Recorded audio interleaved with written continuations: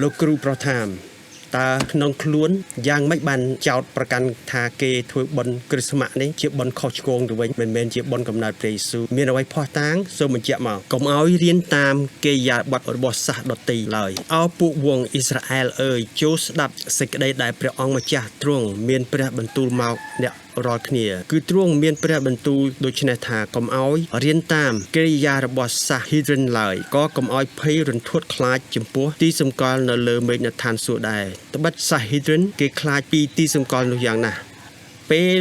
លោកម៉ូសេដឹកនាំពួកសាសអ៊ីស្រាអែលចេញពីស្រុកអ៊ីជីបមកគឺនេះផ្លូវដែលព្រះវិញ្ញាណបរិសុទ្ធប្រាប់ខ្ញុំបង្រៀនខ្ញុំថាគេចេញមកគឺតាមផ្លូវនេះហើយឆ្លងទន្លេ Sea of Reef ឬក៏ហៅថា Red Sea ហើយយើងឃើញថាពេលចេញដំណើរមកចុះមកក្រោមនឹងយើងឃើញថាប្រហែលជាជនជាតិសាសហ៊ីដ្រិននេះឯងដែលនៅស្រុកនេះទាំងមូលលើនេះទាំងនោះគឺជាស្រុកស៊ីណូកាលនោះមិនតាន់មានស្រុកអ៊ីជីបឡើយទេស្រុកនេះសម្រាប់កូនចៅលោកហាមឬក៏យើងហៅថាស្រុកព្រានសាសនាព្រានគេចាប់ដើមនៅកន្លែងនេះឯងចំណោះលោកម៉ូសេពួកកូនចៅ Nimrod ឬក៏កូនចៅលោកហាមគឺគេនៅម្ដុំនេះឯងពួក Hithrin គឺគេគោរពសាសនាព្រាននេះគឺជាសាស Hithrin នៅម្ដុំនេះឯងព្រោះគេចេញពីស្រុកអ៊ីជីបមកដើរកាត់ស្រុកនឹងហើយយើងឃើញថាគេត្រឡប់មកស្រុកអ៊ីស្រាអែលវិញតាមផ្លូវនឹងពីព្រោះអស់ទាំងទំនៀមទម្លាប់របស់ជនជាតិនោះសុទ្ធតែអាសាឥតការទទេគេកាប់ដើមឈើនៅក្នុងព្រៃគឺជាស្នាដៃរបស់មនុស្សកាន់ពូថៅគេតាក់តែងដោយប្រាក់និងមាសគេយកញញកបោះជាប់ដោយដែកគោលដើម្បីមិនឲ្យវាទៅឯណាឥឡូវយើងមើលមើលគឺជនជាតិនឹងគេចាប់ដើមគឺសាសនាព្រានឬយើងហៅសាសនាព្រហ្មញ្ញឬក៏សាសនានិមរតគឺបុរសដែលមានពុទ្ធៅស្នាដៃគាត់គឺកាប់ដើមឈើដើម្បីយកមកបូជាដើមគ្រីស្មាស់ហ្នឹងដូច្នេះនេះហើយជាស្នាដៃពុទ្ធៅហើយគេយកដើមឈើនៅមកដើមស្រល់ខ្មែរហៅដើមប្រហែលដើមស្រល់ហ្នឹងឯងគេយកមកតុបតាក់តែងដោយមាសដោយប្រាក់ហើយដើមឈើនឹងរូបទាំងនោះឈួរត្រង់ដូចជាដើមថ្នោតតែមិនចេះនិយាយហើយត្រូវឲ្យគេសែងទៅវិញទៅមកពីព្រោះដើរមិនរួចកុំឲ្យខ្លាចចំពោះវាឡើយត្បិតវាធ្វើអាក្រក់មិនបានទេក៏មិនអាចនឹងធ្វើល្អបានផងបុណ្យគ្រីស្មាស់នេះដើមឈើគ្រីស្មាស់ដើមឈើបៃតងនេះគឺមកពីសាសនាព្រានសាសនាព្រហ្មញ្ញគាត់នៅស្រុកស៊ីណូគេហៅគាត់អាមរ៉ាំហ្វែលគេអត់ហ៊ានហៅឈ្មោះគាត់ចំទេឈ្មោះគាត់ចំនោះគឺ Nimrod ជាចៅរបស់លោកហាមចៅទួតរបស់លោកណូអាត្បិតនៅកន្លែងណាដែលមានមនុស្ស2ឬក៏3នាក់ប្រជុំជាមួយនឹងគ្នាដោយនៅឈ្មោះព្រះយេស៊ូវនោះព្រះយេស៊ូវក៏នៅកណ្ដាលចំណោមពួកអ្នកទាំងនោះដែរយើងឃើញថាបងប្អូនយើងនៅស្រុកខ្មែរនេះពួកគាត់អត់ដឹងថាធ្វើកម្មវិធីអីនេះប្រហែលជាកម្មវិធីទង់ជ័យជាតិដូច្នេះយើងអានមើលពេលកន្លែងណាដែលពួកគេប្រជុំគឺព្រះនឹងនៅក្នុងចំណោមពួកគេបើសិនជាគេធ្វើវិធីណាខុសពីបញ្ញត្តិរបស់ព្រះតើព្រះមកគេអត់បើកម្មវិធីនេះដូចជាកម្មវិធីទាមទារនឹងសន្តិភាពសម្រាប់ស្រុកខ្មែរមកទៅឬក៏ទាមទារជំនួយអធិដ្ឋានរកជំនួយពីប្រទេសផ្សេងដើម្បីសម្រាប់ស្រុកខ្មែរអញស្អប់អញខ្ពើមប៉ុនទាំងប៉ុន្មានរបស់ឯងរាល់គ្នាហើយអញនឹងមិនហិតក្លិនចំពោះសន្តិបាទដ៏អាឡាររបស់ឯងរាល់គ្នាទេទោះបើឯងរាល់គ្នាថ្វាយ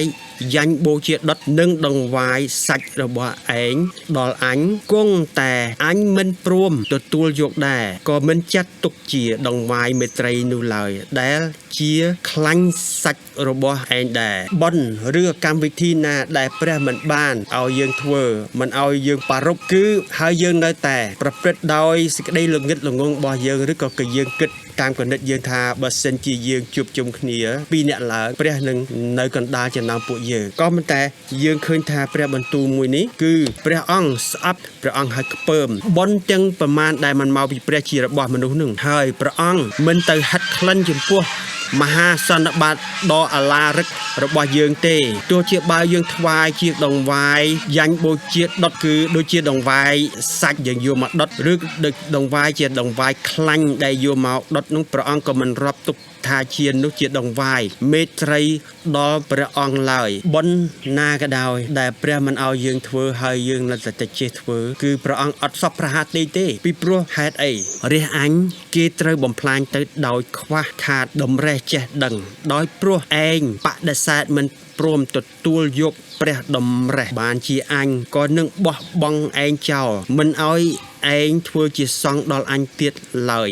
ឃើញថាដែលឯងបានបំភ្លេចច្បាប់របស់ព្រះឯងចោលនោះអញក៏នឹងបំភ្លេចកូនចៅរបស់ឯងដូចគ្នាដែរបងប្អូនអំពូហើយនឹងមីងព្រះបានប្រាប់ដល់ព្រះអង្គថាព្រះរាជរបស់ព្រះអង្គមួយចំនួនដែលគេបានបំផ្លាញទៅដោយគេអត់ព្រមទទួលព្រះវិញ្ញាណបរិសុទ្ធព្រះតម្រេះហើយគេបដិសេធមិនទទួលព្រះវិញ្ញាណបរិសុទ្ធជាព្រះតម្រេះរបស់គេហើយព្រះក៏ដែរបោះបង់ចោលពួកអ្នកដែលមិនទទួលព្រះវិញ្ញាណបរិសុទ្ធជាព្រះតម្រេះនោះដែរមិនឲ្យពួកគេទាំងអស់នោះធ្វើជាសង្ឃដល់ព្រះទៀតឡើយឃើញថាដែលពួកគេបំភ្លេចច្បាប់ក្រឹតវិន័យរបស់ព្រះចោលព្រះក៏បោះបង់កូនចៅរបស់គេចោលចេញដែរដូច្នេះអត់ច្រណែនតលតែសោះបើសិនជាយើងធ្វើអ្វីតោះនឹងព្រះហើយអត់ព្រមទទួលព្រះតម្រេះជាព្រះវិញ្ញាណបរិសុទ្ធនោះហើយយើងនៅតែធ្វើអ្វីដែលគំនិតយើងថាយើងនឹងធ្វើដូចជាបុណ្យគ្រីស្មាស់ដែលមិនមកពីព្រះឬក៏យើងទៅថ្វាយបង្គំព្រះអាទិត្យនៅថ្ងៃអាទិត្យហើយយើងគិតថាថ្ងៃនោះជាបរិសុទ្ធដោយយើងខ្វះព្រះតម្រេះយើងល្ងិតល្ងងផ្លូវហ្នឹងគឺព្រះមិនទទួលអ្វីដែលកម្មវិធីយើងធ្វើដល់អាឡារឹកហ្នឹងគឺព្រះអត់មកហើយក៏ព្រះមិនចាត់ថាបុណ្យកម្មវិធីបារុបនោះគឺជាបុណ្យជាមេត្រីភាពដែលព្រះនឹងមកដើម្បីនឹងឆ្លើយអ្វីដែលយើងសុំឡើយឧទាហរណ៍យើងសុំសេចក្តីសន្តិភាពទៅដល់ស្រុកខ្មែរកុំឲ្យមានសង្គ្រាមចម្បាំងបើសិនជាព្រះអត់នៅក្នុងចំណោមពួកយើងទេគឺយើងធ្វើដោយអាសាអត់ការដោយអស់លុយប្រមាណជួលកន្លែងនឹងអស់ប្រមាណគឺយើងអត់ប្រយោជន៍តលតែសោះអញ្ចឹងយើងត្រូវតែធ្វើម៉េចយើងត្រូវតែទទួលព្រះវិញ្ញាណបរិសុទ្ធរបស់ព្រះដើម្បីឲ្យព្រះអង្គមកនៅក្នុងចំណោមពួកយើងបង្ហាត់បង្រៀនយើងឲ្យយើងចេះឲ្យយើងដឹងអ្វីដែលត្រូវធ្វើអ្វីដែលត្រូវមិនធ្វើកម្មវិធីណាដែលត្រូវធ្វើឬមិនត្រូវធ្វើបុណ្យណាក៏ដោយខ្ញុំអត់ដឹងថាបុណ្យនេះជាបុណ្យអ្វីពិតប្រាកដទេក៏ប៉ុន្តែបើសិនជាពួកគេធ្វើតាមព្រះハរតីរបស់ព្រះតាមច្បាប់តាមបញ្ញត្តិរបស់ព្រះនឹងនៅក្នុងពួកចំណោមរបស់ពួកគេក៏ប៉ុន្តែបើសិនជាគេធ្វើខុសនឹងព្រះបញ្ញត្តិព្រះឬក៏ធ្វើខុសថ្ងៃ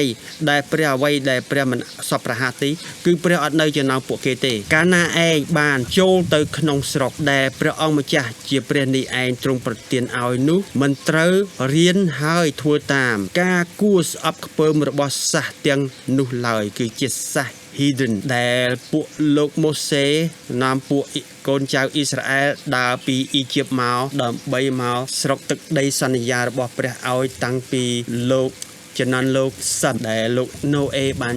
បែងចែកទឹកដីឲ្យទៅកូនគាត់ទាំង3នាក់គឺលោកសឹមលោកហាមលោកយ៉ាហ្វេតដូច្នេះពួកគេដឹងហើយគេត្រូវទៅឯណាហើយតែកាលនោះលោកយ៉ាកុបឬក៏លោកអ៊ីស្រាអែលព្រះបានជលៀសគាត់ឲ្យទៅនៅស្រុកអ៊ីជីបឲ្យទៅតាមកូនគាត់ឈ្មោះយូសេបដូច្នេះដោយសារពួកគេទៅរហូតដល់216ឆ្នាំ210ឆ្នាំមិនមែន430ឆ្នាំទេគឺ210ឆ្នាំជាងទៅនឹងពេលត្រឡប់មកវិញគេយកស្រុកពួកគាត់អស់ហើយមិនត្រឹមតែស្រុកហ្នឹងគឺនៅស្រុកហ្នឹងមានពួកយៈទៀតគេយកស្រុកហ្នឹងអស់រលីងហើយដល់ពេលពួកអ៊ីស្រាអែលគេមកត្រឡប់មកឯស្រុកគេវិញមានសង្គ្រាមសម្បើមធំដល់មិនមែនតូចតាចហើយក៏ប៉ុន្តែជនជាតិអ៊ីស្រាអែលដែលបានធ្វើដំណើរកាត់តាមស្រុកគេតាមស្រុកព្រះព្រានព្រហ្មញ្ញសាសនា Nimrod Amramphel ពេលគេដើរកាត់ស្រុកហ្នឹងព្រះហាមិនអោយពួកកូនចៅអ៊ីស្រាអែលរៀនឬក៏ធ្វើតាមទំនៀមទម្លាប់ពួកសាស Hidden ឡើយពួកគេគោរពដើមគ្រីស្មាស់វារាល់គ្នាបានកើនឡើងមានចំនួនច្រើនឡើងប៉ុណ្ណានោះក៏បានធ្វើបាបទាស់នឹងអញជាច្រើនប៉ុណ្ណោះដែរដូច្នេះអញនឹងបដូរស្រីរុងរឿងរបស់គេឲ្យទៅជាសេចក្តីអាម៉ាស់ខ្មាស់ទៅវិញអោឋានសួគ៌អើយចូលស្ដាប់ហើយផែនដីអើយចូលទៀងត្រចៀកចុះបិទព្រះអង្គចាស់ទ្រង់មានព្រះបន្ទូលហើយថាអញបានចិញ្ចឹម3បាច់រក្សាកូនតែវារាល់គ្នាបានបះបោនឹងអញវិញ តើកូនចៅព្រះបះបោព្រះជាយ៉ាងណាគឺមេរៀននៅក្រោយនេះឯងអ្វីដែលកូនចៅអ៊ីស្រាអែលបះបោនោះគេធ្វើអ្វីហេតុអ្វីបានជាឯងរាល់គ្នាត្រូវរងគ្រោះទៀតធ្វើអីបានជាចេះតែបះបោកាន់តែច្រើនឡើងដូចនេះគ្រប់ទាំងក្បាលក៏ឈឺគ្រប់ទាំងចិត្តក៏បានល្វើយផងហើយយើងឃើញថាអ្វីដែលគេធ្វើនៅកម្មវិធីនេះហាក់បីដូចជាគេរស់រូបចម្លាក់របស់ Donald Trump ដើម្បីហៅគាត់ឲ្យជួយចុះហេតុអីបានជាមិនរស់ព្រះទៅវិញតើគេរស់អ្នកណាឲ្យជួយស្រុកខ្មែរហ្នឹងយើងឃើញថារូបនេះគឺច្បាស់ណាស់គឺពួកគាត់កំពុងតែមិនរកព្រះទេគឺរក Donald Trump ដូច្នេះព្រះឲ្យយើងទីពឹងផ្អែកដល់ព្រះមិនមែនជាមនុស្សទេហើយបើសិនជាយើងទីពឹងផ្អែកដល់មនុស្សវិញយើងត្រូវបណ្ដាសាវិញទៀតណាអញ្ចឹងទៅវិញទៀតនេះគឺជាព្រះបន្ទូលពួកគ្រប់គ្រងលើក្រុងសូដមចូលស្ដាប់ព្រះបន្ទូលនៃព្រះអង្គម្ចាស់មាលពួកក្រុងកូម៉ារ៉ាចូលផ្ទៀងត្រចៀកស្ដាប់ត្បិតវិន័យរបស់ព្រះនៃយើងរាល់គ្នាចុះកាលណាឯងរាល់គ្នាបង្ហាញខ្លួនមកនៅចំពោះអញនោះតើអ្នកណាបានទៀមទាបង្កប់ក្នុងដៃឯងរាល់គ្នាឲ្យធ្វើការប្រារព្ធពិធីដើម្បីឲ្យបានសិទ្ធនឹងចូលមកជន់ទីលានតុលាការរបស់អញនេះយើងឃើញថាព្រះបញ្ញត្តិរបស់ព្រះឲ្យយើងធ្វើបុណ្យរំលងហើយនឹងគោរពថ្ងៃបរិសុទ្ធជាថ្ងៃទី7ហើយនឹងផ្សេងទៀតដែរតែថ្ងៃ2នេះសំខាន់មែនទែនថ្ងៃគឺបុណ្យរំលងគឺជាបុណ្យកំណើតរបស់ព្រះយេស៊ូវនឹងឯងហើយជាក៏ជាថ្ងៃបុណ្យរំលងសម្រាប់លោកម៉ូសេដែរហើយបុណ្យថ្ងៃព្រះអង្គសុគតក៏ថ្ងៃនឹងដែរគឺបុណ្យរំលងនឹងដែរហើយបុណ្យព្រះអង្គប្រជញ្ញឡើងវិញមានប្រជញ្ញរស់ឡើងវិញនោះគឺនៅបុណ្យរំលងនឹងដែរដូច្នេះបុណ្យកំណើតព្រះយេស៊ូវបុណ្យរំលងបុណ្យព្រះយេស៊ូវត្រូវសុគតហើយនឹងបុណ្យព្រះយេស៊ូវត្រូវមានប្រជញ្ញរស់ឡើងវិញគឺនៅបុណ្យរំលងនឹងឯងហើយមួយទៀតគឺជាថ្ងៃទី7ឲ្យញែកថ្ងៃ7ហ្នឹងជាបរិសុទ្ធគឺជាថ្ងៃសាបាតជាថ្ងៃសៅរ៍ជាថ្ងៃសិលហើយនេះហើយដែលបញ្ញត្តិព្រះឲ្យយើងធ្វើក៏ប៉ុន្តែថ្ងៃអាទិត្យមិនមែនថ្ងៃទី7ទេថ្ងៃអាទិត្យជាថ្ងៃទី1ឬក៏យើងហៅជនជាតិចក្រភពរ៉ូមនេះកាយរ៉ូមិនកាតូលិកគេបានយកថ្ងៃទី1នោះជាថ្ងៃអាទិត្យឬក៏យើងហៅថាថ្ងៃព្រះអាទិត្យគឺថ្ងៃនោះគឺជាថ្ងៃនិមរតនឹងឯងថ្ងៃព្រះអាទិត្យបើសិនជាយើងយកថ្ងៃព្រះអាទិត្យមកថ្វាយបង្គំព្រះគឺព្រះអត់មកយើងទេបើសិនជាយើងយកបុណ្យនិកាយកាតូលិកគេយកមកដើម្បីឲ្យយើងប្រារព្ធដើមឈើនិមរតព្រះអត់មកក៏នឹងកម្មវិធីយើងទេអញ្ចឹងយើងធ្វើអស់លុយនោះគឺអត់ប្រយោជន៍អត់ហើយត្រូវបណ្ដាសារបស់ព្រះទៀតអ្នកដែលមកនោះគឺអ្វីដែលគេធ្វើនោះគឺគេធ្វើប្រឆាំងបាបរបស់ព្រះឬក៏ហៅយើងថាធ្វើបាបជាមួយនឹងព្រះបដៅអញ្ចឹងដែលនាំគ្នាទៅថ្វាយបង្គំព្រះនៅថ្ងៃទី1ថ្ងៃព្រះអាទិត្យហ្នឹងគឺយើងកំពុងតែធ្វើបាបនៅជាមួយនឹងព្រះតោះនឹងព្រះហើយនឹងធ្វើបុណ្យខែ12ថ្ងៃទី25នោះដែលព្រះមិនបានឲ្យយើងធ្វើនោះគឺយើងកំពុងតែធ្វើបាបតោះនឹងព្រះអញ្ចឹងទៅទាំងអស់គ្នាទៅនឹងដើម្បីទៅធ្វើបាបតោះនឹងព្រះនឹងឯងដូច្នេះម្ដងទៀតកាលណាឯងរាល់គ្នាបង្ហាញខ្លួននៅចំពោះអញនោះព្រះអង្គសួរថាតើអ្នកណាបានទៀមទាហើយបានបង្កប់ឲ្យក្នុងកម្ដាប់ដៃឯងរាល់គ្នាធ្វើបរិបពិធីដើម្បីឲ្យមានសិទ្ធិនឹងចូលមកចន់ទីលានតឡាការរបស់ព្រះយេស៊ូវដូច្នេះតើអ្នកណាបង្កប់ឲ្យយើងធ្វើយ៉ាងកុំឲ្យយកដង្វាយដ៏ឥតប្រយោជន៍មកទៀតឡើយឯកំញានជារបស់ស្អប់ខ្ពើមដល់អញឯបុណ្យចូលខែថ្មីនិងថ្ងៃបរិសុទ្ធព្រមទាំងការប្រជុំជំនុំនោះអញត្រាំមិនបានទេសូម្បីតែការប្រជុំដ៏ឱឡារិកវាក៏ជាអំពើទុច្ចរិតដែរមិនចឹងគេយកដង្វាយមកកល់ដល់ព្រះនៅថ្ងៃបុណ្យណាមួយព្រះហាមដូចជាបុណ្យគ្រីស្មាស់គេយកដង្វាយមកគេយកកដោមកហើយក៏ថ្វាយហើយដង្វាយនោះគឺអត់ប្រយោជន៍ហើយឯកំញានឬក៏យើងដុតធូបដុតទៀនហ្នឹងជាកំញានហើយព្រះស្អប់ខ្ពើមដល់ដុតធូបដុតកំញានហ្នឹងដែលដុតខុសថ្ងៃឯបុណ្យចូលខែ anniversary ឬក៏ចូលឆ្នាំថ្មីដូចជាយើងធ្លាប់ធ្វើអ្វីខែនេះដល់ខែនោះមកដល់យើងធ្វើទៀតដើម្បីចូល anniversary បុណ្យខួបបុណ្យចូលខែឬក៏បុណ្យចូលខែឆ្នាំចូលថ្មីហ្នឹង ឬក៏នឹងថ្ងៃបរិសុទ្ធរបស់យើងដែលយើងគិតថាថ្ងៃនឹងជាថ្ងៃទី7ហ្នឹងព្រមទាំងការប្រជុំជំនុំការប្រជុំជំនុំដូចជាយើងហៅគ្នាមកដើម្បីនឹងប្រជុំអ្វីមួយហើយដែលមិនព្រះមិនបានឲ្យយើងធ្វើហ្នឹងគឺព្រះទ្រាំមិនបានទេសូម្បីជាការប្រជុំដ៏អាឡារឹកមនុស្សមកគ្នាច្រើនមហាសន្និបាតមកគ្នាច្រើនតែមិនមែនជាបុណ្យដែលព្រះឲ្យហៅមកផងការទាំងអស់នោះវាជាអំពើទុច្ចរិតដែរការទាំងអស់នោះតែជាអំពើទុច្ចរិតមានអំពើបាបនឹងឯងយើងមើលនេះមនុស្សច្រើនមែនទែនអត់ដឹងថាគេធ្វើបន់ទេអ្វីទេបើសិនជាគេធ្វើបន់រំលងព្រះគង់ជាមួយគេឬក៏គេធ្វើមកប្រជុំថ្ងៃជាថ្ងៃសៅរ៍ថ្ងៃទី7ថ្ងៃបរិសុទ្ធមិនអីទេតែបើសិនជាគេធ្វើបន់ដែលមិនមែនជាបន់ដែលព្រះហៅហើយគេចេះតែធ្វើឲ្យដើម្បីឲ្យមានហេតុដើម្បីមកកលទីប្រជុំទីលានតឡាការរបស់ព្រះនេះគឺព្រះអង្គទ្រាំមិនបានហើយជាអំពើទុច្ចរិតជាអំពើបាបប្រលឹងអញស្អប់ខ្ពើមចំពោះបន់ចូលខែថ្មីនឹងវិធីជប់លៀងតែងតាំងរបស់ឯងរាល់គ្នាវិធីទាំងនោះជាបញ្ហាសង្កត់លើអញជាខ្លាំងអញក៏នឿយណាយនិងទ្រាំទ្រចំពោះកម្មវិធីបន់ទាំងនោះណាស់បន់ណាមួយដែលក៏ដោយដែលព្រះមិនឲ្យយើងធ្វើហើយយើងចេះតែធ្វើតាមតែចិត្តយើងតាមតែមនុស្សយើងគឺប្រលឹងទ្រង់ស្អប់ខ្ពើមនឹងបន់ដែលជារបស់យើងដែលព្រះមិនបានឲ្យជាបន់ជោគខែថ្មី anniversary កម្មវិធីជប់លៀងតែងតាំងអ្នកណាធ្វើនេះធ្វើនោះរបស់យើងរាល់គ្នាគឺទីវិធីនោះជាបញ្ហាសង្កត់លើព្រះជាខ្លាំងហើយព្រះក៏នឿយណាយនឹងត្រាំទ្រចំពោះកម្មវិធីបន់ទាំងនោះណាយើងចេះតែធ្វើហើយយើងអត់យល់បញ្ញត្តិរបស់ព្រះអត់ដឹងច្បាប់ព្រះហើយយើងគិតតែចេះតែនឹកឃើញធ្វើអ្វីធ្វើនឹងព្រះស្អប់ព្រះខ្ពើមមែនទែនពីរឿងកម្មវិធីទាំងអស់នោះកាលណាឯងរាល់គ្នាប្រទូលដៃឡើងអធិដ្ឋាននោះអញនឹងបាំងភ្នែកអញទាំងពីរចេញពីឯងកាលណាឯងអធិដ្ឋានជាច្រើនដងក៏ដោយនោះអញនឹងមិនស្ដាប់ឡើយត្បិតដៃឯងរាល់គ្នាប្រឡាក់ពេញដោយឈាមអីគេចូលទៅអធិដ្ឋានទៅដល់ព្រះយេស៊ូវហើយគេលើកដៃបន្ទូលឡើងស្រាប់តែព្រះមានបន្ទូលថានោះអញនឹងបាំងភ្នែកទាំងពីររបស់អញចេញពីឯងកាលណាឯងរឹតតែអធិដ្ឋានតិចក៏ដោយខ្លាំងក៏ដោយនោះព្រះយេស៊ូវក៏មិនស្ដាប់ដែរព្រះវរបិតាក៏មិនស្ដាប់ដែរព្រោះកម្មវិធីដែលកំពុងតែធ្វើនោះគឺ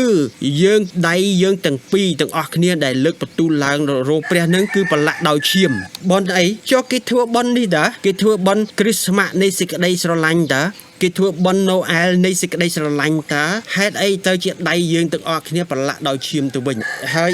ព្រះយកដៃបាំងភ្នែកអត់ឃើញហើយអធិដ្ឋានទាំងយំក៏ដោយតិចច្រើនក៏ដោយទាំងព្រះមិនស្ដាប់ក៏ដោយហើយទោះជាអធិដ្ឋានជាច្រើនដងច្រើនបែបក៏ដោយព្រះក៏មិនស្ដាប់ដែរពីព្រោះយើងមកធ្វើកម្មវិធីខុស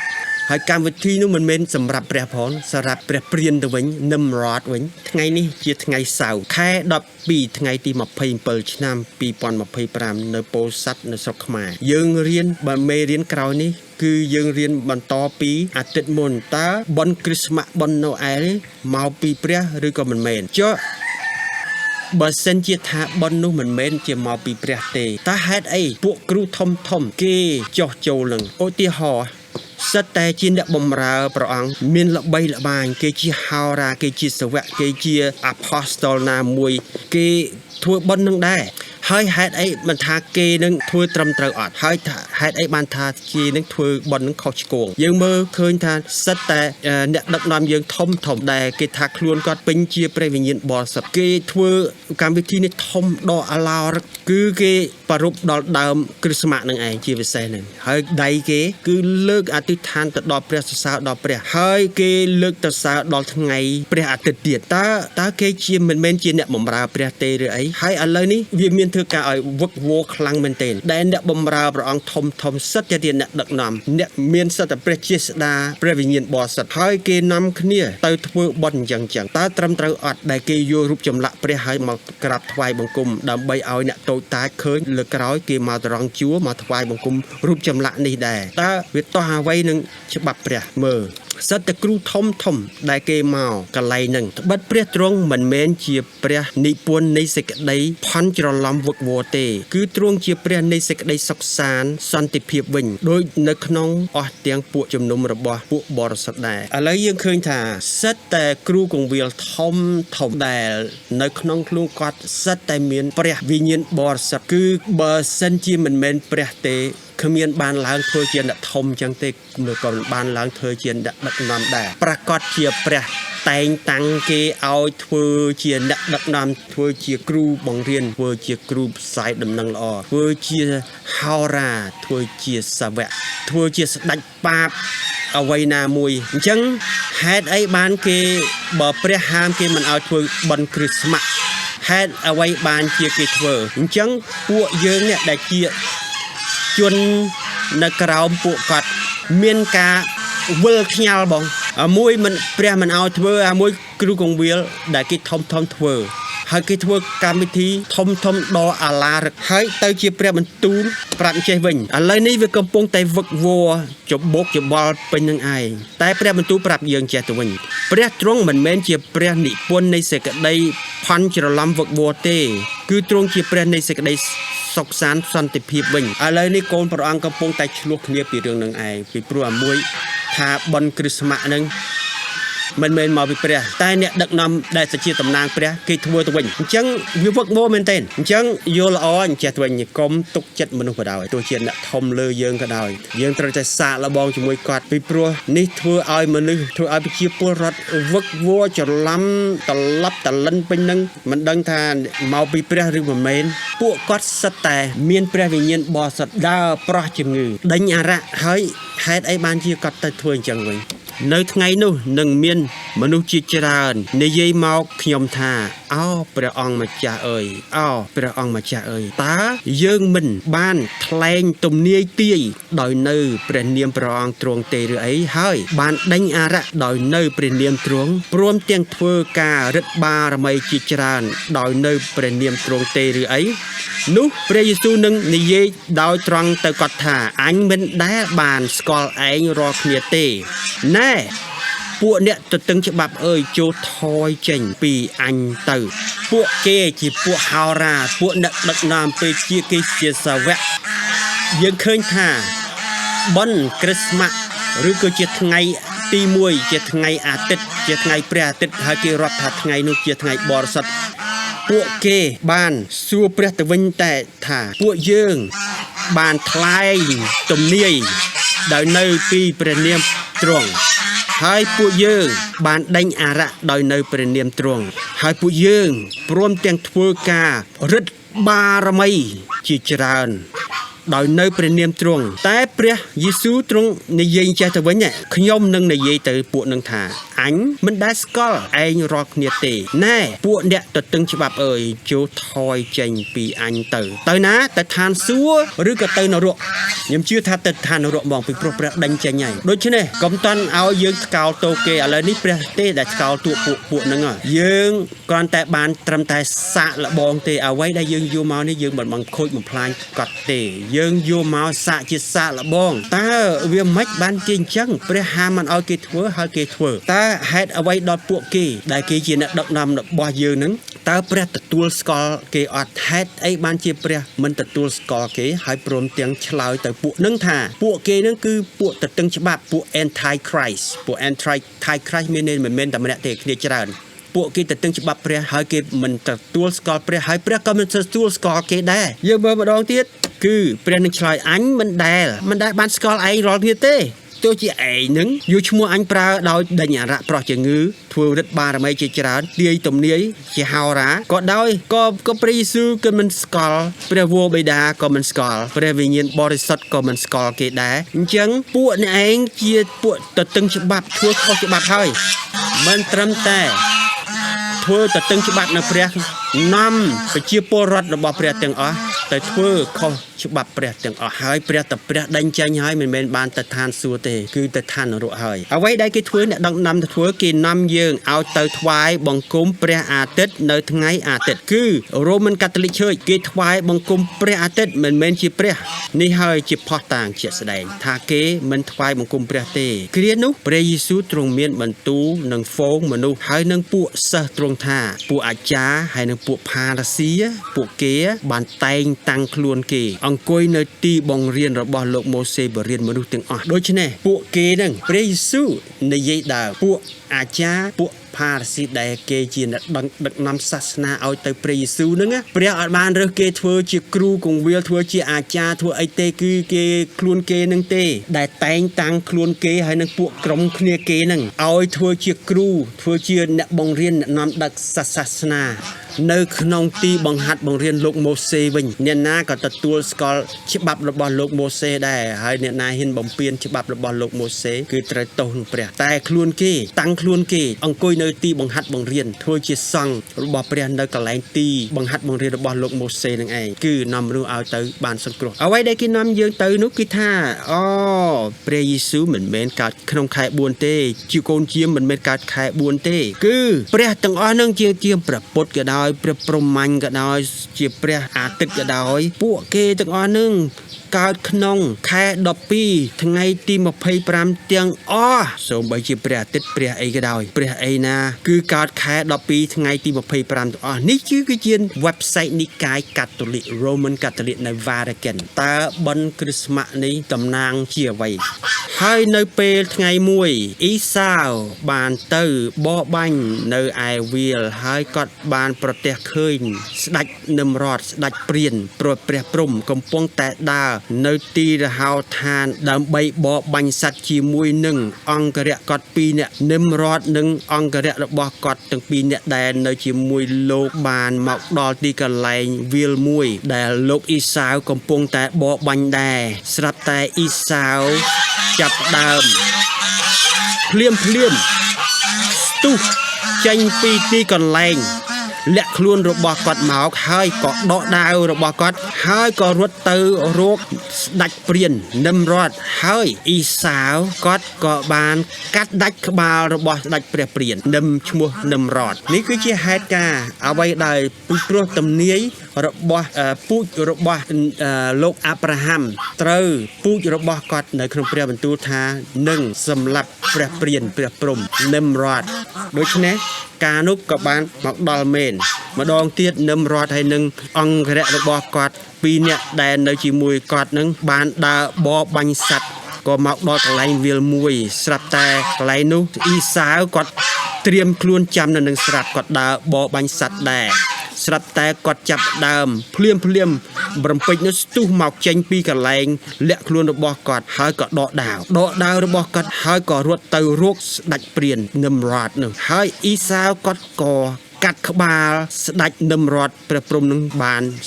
ជាជោគជ័យអ៊ីសាវក៏ដោះយកសម្លៀកបំពាក់ទាំងនោះពីនឹមរ៉តអូខេយើងឃើញថាលោកណូអេពេលគាត់ឡើងលើទូកមកឪពុករបស់គាត់ម៉ាធូសាឡាឬក៏តារបស់គាត់ម៉ាធូសាឡាយកសម្លៀកបំពាក់ហើយនឹងដំបងព្រះយេស៊ូវមកហើយនឹងគម្ពីរទាំងប្រមាណសភៅហើយនឹងគម្ពីរច្បាប់របស់ព្រះទាំងប្រមាណយកមកក្នុងលើទូកលោកណូអេពីព្រោះព្រះបំរុងនឹងប្រលិចទឹកឲ្យសាច់ឈាមទាំងអស់ព្រមទាំងជាយៈស្លាប់ទាំងអស់នេះគឺជាចំនួនទឹកលើកទី2ពីបុរាណម្ដងហើយនេះជាចំណន់លោកណូអេម្ដងព្រះបំរុងផលិតទឹកម្ដងទៀតហើយសម្លៀកបំពាក់របស់លោកអាដាមហើយនិងអ្នកស្រីអេវ៉ាក៏លោកម៉ាធូសាឡាក៏ប្រគល់ឲ្យលោកណូអេដែរដូច្នេះលោកណូអេគាត់មានកូនប្រុស3នាក់កូនច្បងឈ្មោះសឹមកូនកណ្ដាលឈ្មោះហាម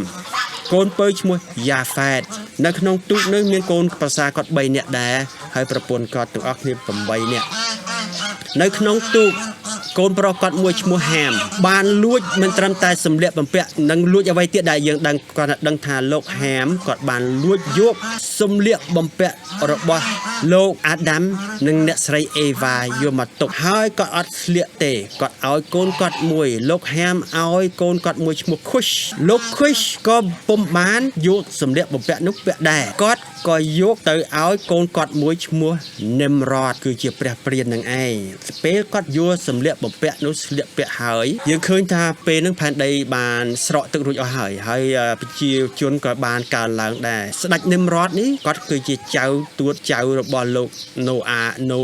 ឯងហើយគឺថាពេលមានគ្នាច្រើននៅលើផែនដីចាប់ដើមមកវិញហើយក៏មានចំនួនជាមួយកូនបងប្អូនរបស់គាត់ដែរបងប្អូនរបស់គាត់របស់ស្ដេច Nimrod នឹងក៏បានឆ្លោះគ្នាហើយ Nimrod ក៏បានយកសម្លៀកបំពាក់អាដាមសម្លៀកបំពាក់អ្នកស្រីអេវ៉ាយកមកស្លៀកយកមកដាក់ហើយក៏មានកម្លាំងខ្លាំងក្លាមែនទែនហើយពេលមានចំនួនមានសង្គ្រាមម្ដងគឺដោយសារសម្លៀកបំពាក់នោះធ្វើឲ្យគាត់មានជ័យជំនះគ្រប់ចំនួនហើយនឹងសង្គ្រាមដូច្នេះប្រជាពលរដ្ឋគេស្ញើចនឹងគាត់គេក៏យកគាត់ធ្វើជាព្រះហើយទាំងអស់គ្នាយកដង្វាយយកមាសយកប្រាក់នឹងមកប្រគល់គាត់ហើយពេលយកមកដល់គេគោរពគាត់ដូចជាព្រះយ៉ាងឯងហើយគាត់ខ្លួនឯងក៏ប្រកាសខ្លួនឯងថាគាត់ជាព្រះព្រានដែរហើយគេមកថ្វាយបង្គំគាត់លូនក្បាលដល់ដីគឺព្រះវរបិតាព្រះយេស៊ូវក៏សពប្រហាទីគាត់ដែរក៏ប៉ុន្តែដោយសារមានវិញ្ញាណអារក្សនៅក្នុងខ្លួនគាត់ចាប់ដើមធ្វើឲ្យគាត់មានសេចក្តីអំនួតហើយក៏ខ្ញុំជឿថាព្រះក៏បានហាមគាត់ក៏បានបង្រៀនគាត់ដែរឲ្យគាត់ត្រូវតែមានការអត់ធ្មត់បន្ទាបខ្លួនក៏ប៉ុន្តែក៏អត់ចង់មានការអត់ធ្មត់បន្ទាបខ្លួនគាត់ទៅជាមានការជំនួសជាមួយព្រះវិញគាត់ថាគាត់ជាព្រះហើយគាត់ថាគាត់ជាអ្នកណាមួយអស្ចារ្យហើយដល់អញ្ចឹងទៅគាត់មានចំនួនជាមួយនឹងព្រះយេស៊ូវព្រះវរបិតាហើយគាត់ក៏ឈប់រាប់ព្រះយេស៊ូវព្រះវរបិតាជាព្រះរបស់គាត់ក៏គាត់ចាប់ដើមឲ្យប្រជាពលរដ្ឋទាំងអស់ដែលនៅក្រោមគាត់ទាំងអស់កាលនឹងផែនដីមានតែមួយអត់តាន់បែកគ្នាទេគាត់បង្កប់ប្រជាជនប្រជាពលរដ្ឋទាំងអស់នៅក្នុងផែនដីទាំងអស់ឲ្យបំភ្លេចព្រះវរបិតាចោលព្រះយេស៊ូវដូចគ្នាដូច្នេះឲ្យគេបំភ្លេចហើយឲ្យនាំគ្នារកព្រះផ្សេងវិញព្រះណាមួយក៏បានដែរឲ្យតែកុំឲ្យតែព្រះវរបិតាជាព្រះពិតព្រះយេស៊ូវទោះអ្នកឯងធ្វើជារូបចម្លាក់រូបថតក៏ដោយឲ្យឆ្លាក់ធ្វើម្នាក់យ៉ាងហោចណាស់ឲ្យមានព្រះនៅក្នុងខ្លួនគឺជាព្រះដែលខ្លួនឯងបានធ្វើនឹងឯងដូច្នេះបង្កប់បញ្ជារបស់ស្ដេច Nimrod បង្កប់ឲ្យមនុស្សធ្វើរូបចម្លាក់ធ្វើពីថ្មក៏ដោយធ្វើពីមាសក៏ដោយពីគល់ឈើក៏ដោយពីអ្វីក៏ដោយធ្វើដើម្បីឲ្យបំភ្លេចព្រះពិតចោលនេះហើយគាត់កំពុងតែបះបោរជាមួយនឹងព្រះហើយយ៉ាងនេះហើយដូចជាមានច្បាប់មួយអ្នកណាដែលធ្វើដំណើរដើរចេញទៅស្រុកណាធ្វើឬក៏ជាប៉ូលីសអ្នករត់អ្នកយាម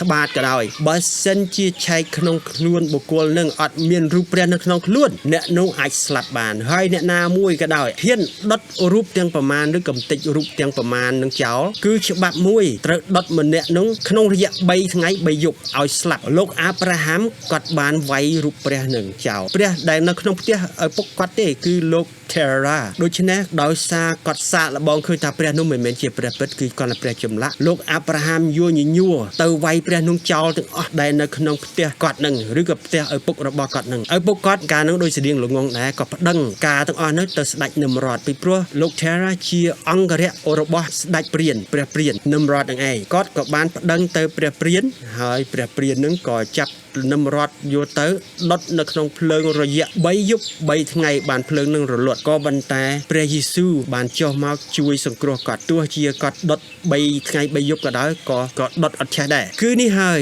គឺជាស្ដេចព្រានដែលបង្កប់ឲ្យគេភ្លេចព្រះពិតហើយយកព្រះចម្លាក់ដែលខ្លួនឯងធ្វើនោះធ្វើជាព្រះជំនួសទៅវិញលោកអ៊ីសាវក៏ដោះយកសម្លៀកបំពាក់របស់លោកអាដាមនិងអ្នកស្រីអេវ៉ាចេញពីស្ដេច Nimrod ហើយក៏រត់ចូលទៅក្នុងទីក្រុងដោយព្រោះតែអង្គរៈរបស់ Nimrod ហើយគាត់ក៏បានមករត់មកដល់ផ្ទះខ្លួនឯងវិញផ្ទះឪពុកនឹងឯងនោះក៏នឿយហត់អស់កម្លាំងពីការប្រយុទ្ធគាត់ស្ទើរតែនឹងស្លាប់ដោយព្រោះការប្រយុទ្ធនឹងហើយក៏ទុកព្រួយក្នុងពេលដែលគាត់ចូលទៅជួបនឹងលោកយ៉ាកបជាប្អូនរបស់គាត់នោះហើយក៏អង្គុយ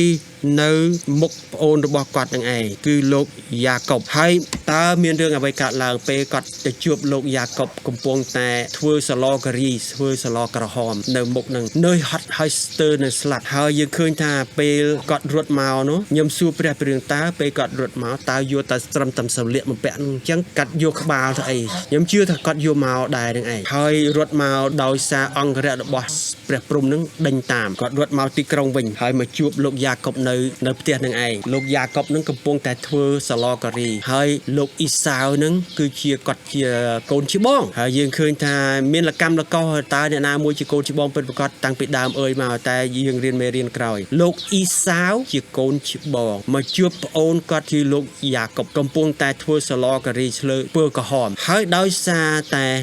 សឡក្រហមនោះគាត់ធ្វើអ្វីដោយព្រោះជឿចិត្តស្លាប់ហើយនៅពេលដែលនឹមរត់ស្លាប់ពេលដែលគាត់និយាយជាមួយលោកយ៉ាកុបនោះគឺសុំសឡការីដោយខ្លួនគាត់នឿយហត់ចិត្តស្លាប់យ៉ាងណាគាត់ហ៊ានយកសិទ្ធិច្បងរបស់គាត់លក់ឲ្យលោកយ៉ាកុបដើម្បីឲ្យគាត់នឹងធ្វើជាកូនច្បងទៅវិញសិទ្ធិកូនច្បងសំខាន់មែនទែនដូច្នេះលោកយ៉ាកុបក៏បានក្លាយជាកូនច្បងហើយមានអ្នកសាក់សីហើយមានលិខិតបង្ហាញប្លង់រឹងទៀតថាគាត់ឥឡូវនេះខ្លាយជាកូនច្បងតាមរយៈចៅក្រម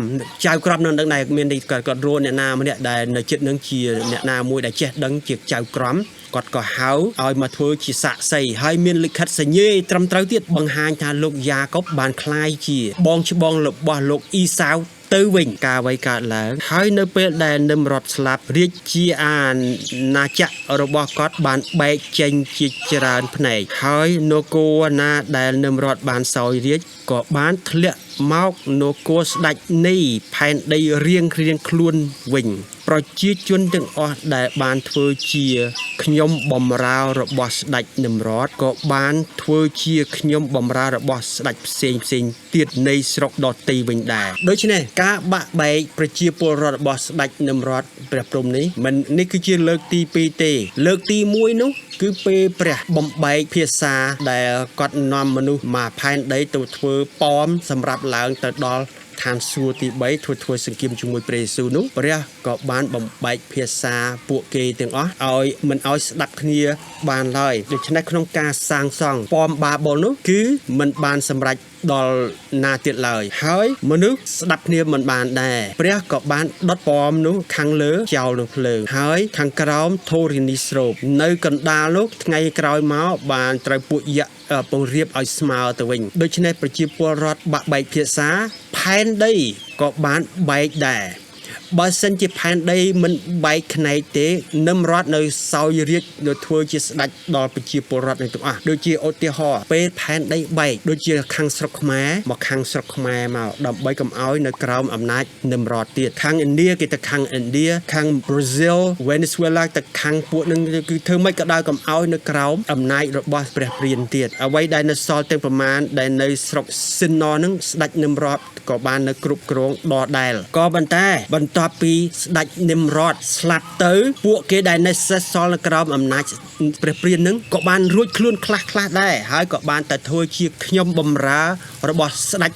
ដទៃផ្សេងទៀតនៅក្នុងស្រុកស៊ីនណនឹងដូច្នេះមានគ្នាតិចហើយដល់បាក់បែកទៀតពីព្រោះបន្ទាប់ពីគេរួចខ្លួនពីការសុគតរបស់ស្ដេចនឹមរតស្ដេចព្រះព្រាននឹងឥឡូវមកចូលដល់តើព្រះអាទិត្យជានិមិត្តអ្វីនឹងបុណ្យគ្រីស្មាស់បងប្អូនដែលធ្លាប់ដែលនិយាយពីរឿងខ្ញុំដែលអធិប្បាយអត់មានផុសតាងពិតប្រាកដនិយាយពីរឿងបុណ្យគ្រីស្មាស់ហ្នឹងឥឡូវនេះខ្ញុំយកផុសតាងមកឲ្យចូលមើលជាមួយខ្ញុំមាន website ពិតប្រាកដហើយបំចេះអង់គ្លេសសូមអានផងពេលស្ដេចនឹមរតបានស្លាប់ទៅប្រពន្ធគាត់ជាអ្នកគ្រប់គ្រងម្ដងនៅស្រុកនឹងហើយនាងបានប្រកាសជាសាធារណៈថាក្នុងការដែលប្តីគាត់នឹមរតស្លាប់ទៅប្តីគាត់ក៏បានត្រូវរស់ឡើងវិញហើយកើតទៅជាព្រះនៃព្រះអាទិត្យក្នុងកិច្ចជាព្រះអាទិត្យ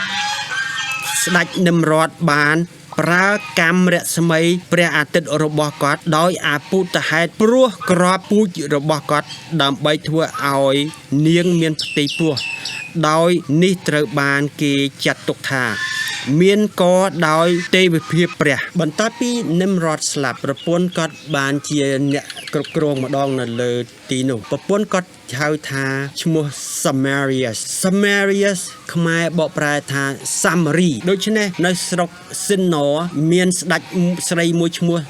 សាមារីពួកជនជាតិសាមារីហើយនាងបានអះអាងថាប្តីគាត់ពេលគាត់ស្លាប់ទៅគឺប្តីគាត់កើតទៅជាព្រះអាទិត្យហើយដោយហេតុដែលគាត់មានផ្ទៃពោះនេះគឺដោយសារប្តីគាត់ប្រើនៅរស្មីព្រះអាទិត្យរបស់គាត់នេះឲ្យមកធ្វើឲ្យគាត់មានផ្ទៃពោះហើយធ្វើឲ្យមានផ្ទៃពោះនេះដោយទេវភាពរបស់ព្រះអាទិត្យហ្នឹងឯងហើយព្រះនិមរតដែលចាប់កំណើតសារថ្មីនោះឈ្មោះកុមារនោះឈ្មោះថានិមរតសាមារីនាងបានអះអាងថានិមរតបានចាប់កំណើតរស់ឡើងវិញហើយឈ្មោះគាត់ថ្មីនេះគឺឈ្មោះថាមូដូច្នេះសាសនាណាក៏ដោយថ្វាយបង្គំព្រះអាទិត្យគឺថ្វាយបង្គំដល់និមរតនឹងឯងគឺព្រះព្រំព្រះព្រាននឹងឯងគឺជាព្រះអាទិត្យយើងឃើញថានៅសាសនាបាប៊ីឡនថាមូនៅឥណ្ឌាក៏គេមានដែរដូចតែគ្នាទេនៅក្នុងឥណ្ឌានៅក្នុងអ៊ីតាលីក៏ដោយ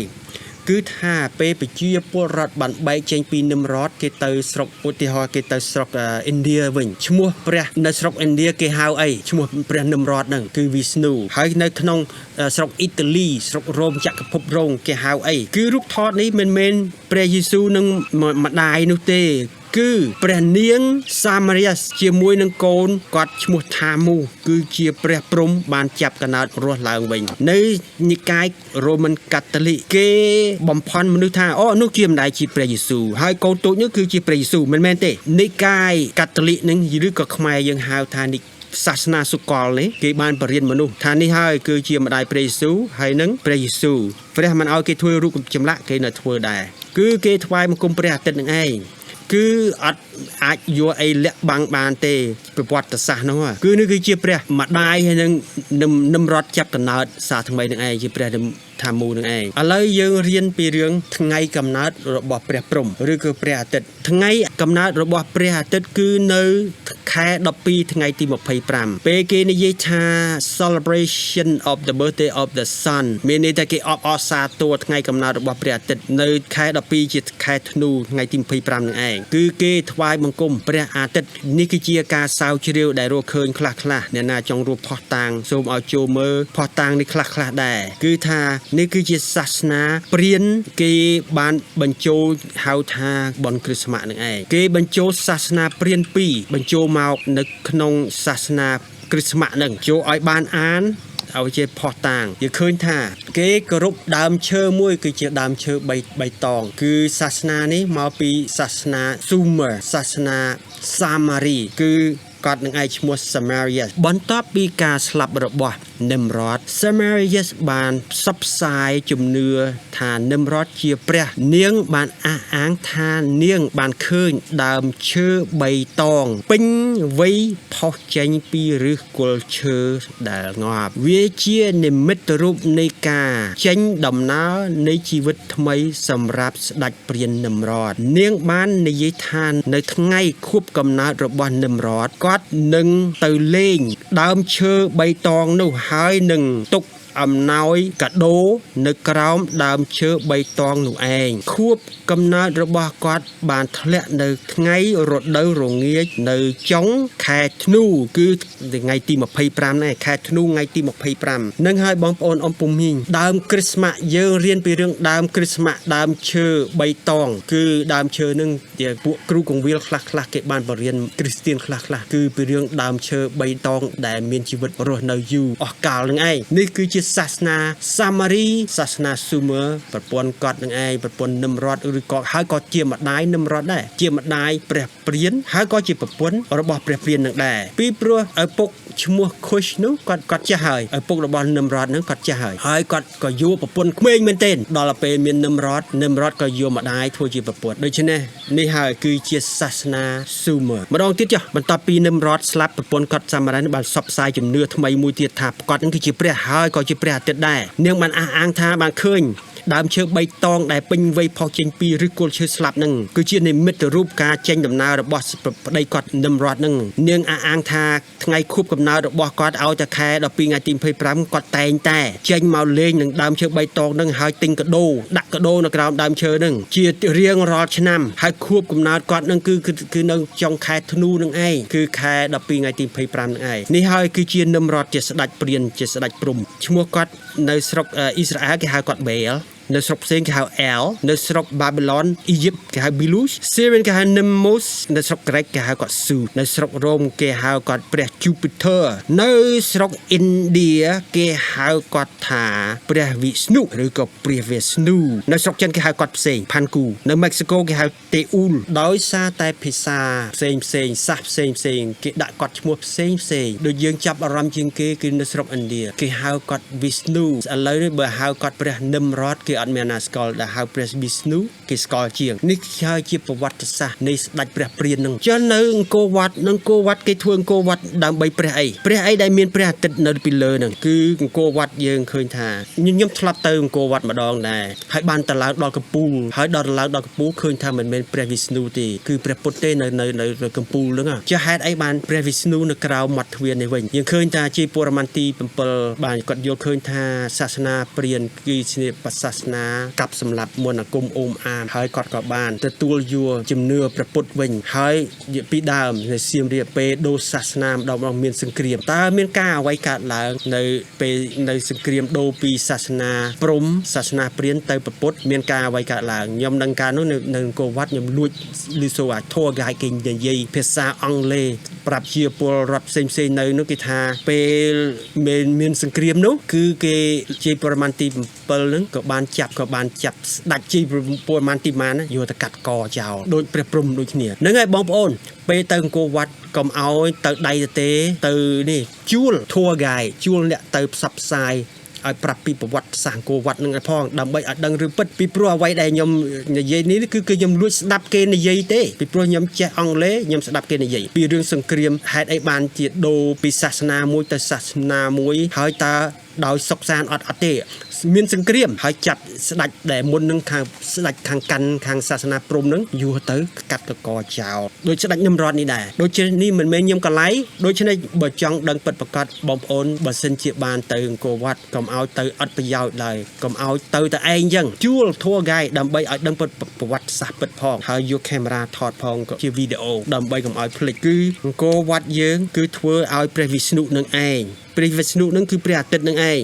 យើងមើលមែនព្រះវិស្ណុនេះអត់បាននៅកំពូលទេគេលើកគាត់យកមកចោះនៅមាត់ទ្វារវិញហើយកន្លែងគាត់ពិតប្រកបគឺនៅកំពូលទេបងប្អូននៅកំពូលទេអ្វីដែលខ្ញុំសួរព្រះនោះគឺរូបមួយនេះដែលគេលើកមកក្រោមនឹងដោយសារសង្គ្រាមនឹងឯងគេដូរពីសាសនាមួយទៅសាសនាតែអ្នកជឿព្រះពុទ្ធគេអត់បានចេញពីវត្តអង្គរវត្តនឹងទេគេនៅវត្តដដែលរួចទៅអង្គរវត្តក៏បានទុកចោលអត់សូវមានអ្នកណាថែរក្សាទេមានតែលោកសង្ឃប្រមាណអង្គនៅនឹងថែរក្សាទិញទួចគ្នាគាត់តិចទេហើយហេតុនេះហើយបានជាដើមឈើដុះឫសប៉ាត់ជុំវិញអង្គរវត្តនឹងហើយគោអង្គរវត្តក៏អត់បាត់ទៅណាដែរអង្គរវត្តនៅដដែលនឹងឯងក៏ប៉ុន្តែបរាំងគេមកគេថាគេអ្នករកឃើញទៅវិញអញ្ចឹងទៅ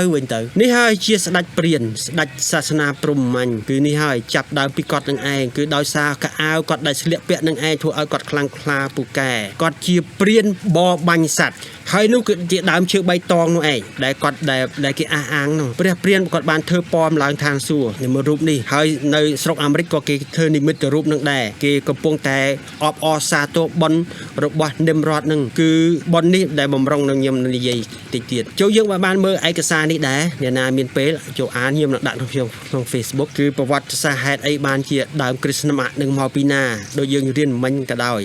គេយកដើមឈើនឹងដោយសារតែបរោះទៅយកកៅពុថៅទៅកាប់ដើមឈើជាសាសហ៊ីដ្រិននៅស្រុកអ៊ីធីអូពៀឬក៏យើងហៅកាលនោះគេស្រុកស៊ីនណូនេះគឺជាដើម